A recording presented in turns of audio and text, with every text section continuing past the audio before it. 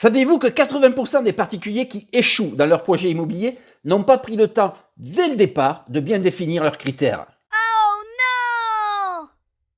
Si vous voulez réussir votre acquisition et éviter les erreurs courantes, suivez bien cette vidéo.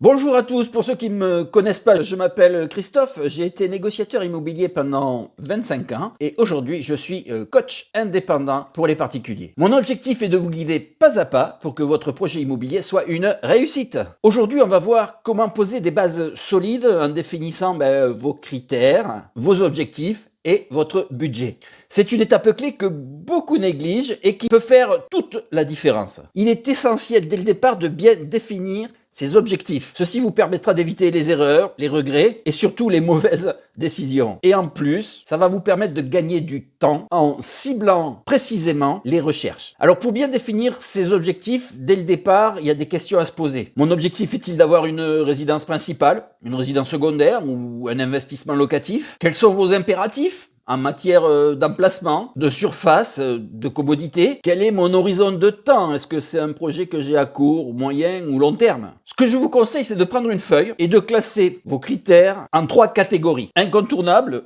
souhaitable et optionnel. Alors, pour les plus organisés d'entre vous, un joli tableau Excel peut faire toute la différence. Cela vous aidera à prendre des décisions plus claires. Pour ceux qui ont vu les vidéos précédentes, rappelez-vous l'histoire de Marc et Sophie. Ils hésitaient entre un T3 centre-ville et puis une maison en périphérie. Et après avoir listé leurs critères incontournables et souhaitables, ils se sont rendus compte que la proximité des commodités, des écoles pour les enfants et de leur lieu de travail était essentielle pour eux. Grâce à cette réflexion, ils ont éliminé les maisons trop éloignées et se sont concentrés sur des appartements avec balcon ou terrasse en centre-ville. Résultat, une recherche plus rapide et efficace. Ensuite, il est important de fixer précisément son budget. Alors pourquoi fixer un budget précis est essentiel? 1. Éviter de perdre du temps sur des biens hors budget. Et 2. Réduire le risque de surendettement et de frustration. Alors dans le calcul de votre budget, il y a des points clés à considérer. Votre capacité d'emprunt, forcément, votre apport personnel et les frais annexes souvent oubliés, les taxes, frais de notaire et éventuels travaux. Mon conseil, utilisez un simulateur en ligne pour une première étude. C'est gratuit, ça vous engage à rien et il y en a qui fonctionnent très très bien, vous en trouverez facilement sur internet. Ensuite, pour avoir une idée plus précise de votre enveloppe,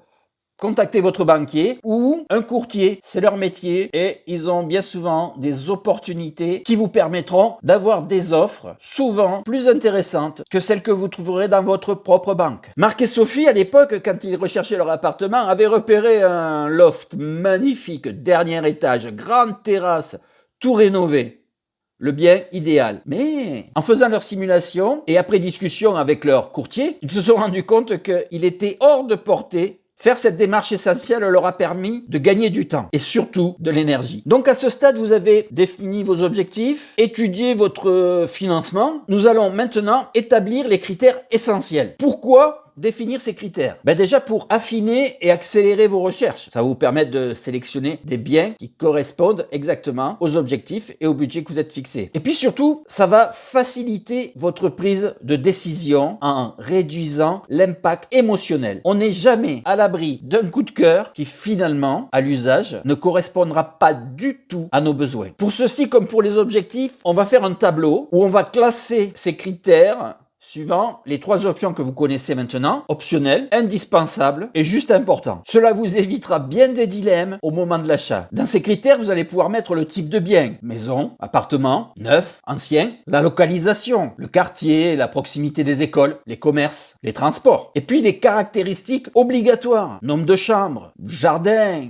parking. Marc et Sophie, par exemple, lorsqu'ils avaient défini leurs critères, s'étaient rendu compte qu'ils avaient besoin au moins de 2 chambres plus un bureau, un stationnement, qui ne voulait pas être au rez-de-chaussée, donc ils étaient prêts à être au 2e, 3e étage avec le balcon. Et surtout, ils s'étaient rendu compte qu'ils ne voulaient absolument pas de travaux. Ils n'avaient ni le temps, ni les moyens à y consacrer. Alors après avoir vu la démarche pour bien mettre en place et bien réussir son projet immobilier, il me paraissait essentiel de mettre un peu le focus sur les erreurs à éviter. Tout d'abord, erreur numéro 1, ne pas se fixer de cadre clair. Erreur numéro 2, ne pas se laisser influencer par ses émotions. Erreur numéro 3, oublier les frais annexes. Erreur numéro 4, surestimer sa capacité à faire des compromis. Et enfin, pour moi, une des erreurs essentielles qui est la cause de nombreuses frustrations et de projets loupés, faire une offre trop basse au vu du prix marché pratiqué. Ne partez pas dans l'idée qu'il faut absolument négocier en se disant que si vous démarrez très bas, vous arriverez forcément au prix que vous envisagiez. Le risque sur un marché dynamique est de laisser l'opportunité à un acquéreur plus réactif que vous d'acquérir le bien que vous convoitiez. En conclusion, 3 étapes essentielles.